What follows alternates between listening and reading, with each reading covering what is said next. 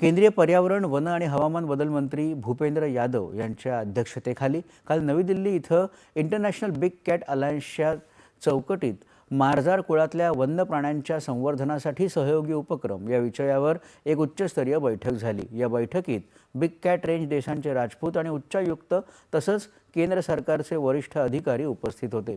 International big cat alliance ही संकल्पना पंतप्रधान नरेंद्र मोदी यांच्या दूरदृष्टीतून साकारली आहे आणि ती विश्वास, परस्पर आदर आणि सामायिक जबाबदारीवर भागीदारी आधारित जागतिक उपक्रम म्हणून तयार केली आहे, असं भूपेंद्र यादव यावेळी म्हणाले। वाघ, सिंह, हिमबिबट्या, चित्ता, बिबट्या, प्युमा आणि जगॉर हे केवळ आकर्षक प्राणी नाहीत, तर सर्वोच्च शिकारी, पर्यावरणीय समतोलाचे नियामक आणि परिसंस्थेच्या आरोग्याचे रक्षक आहेत, असं यादव यांनी यावेळी सांगितलं। संपूर्ण क्षेत्राच्या हरित वाढीसाठी क्षमता निर्माण आणि ज्ञानाचा आदानप्रदान करून त्यांचा अधिवास सुधारण्यासाठी एकत्र काम करणं हा त्यामागचा उद्देश असल्याचं ते म्हणाले। रशियाचे अध्यक्ष व्लादिमीर पुतिन यांच्या भारत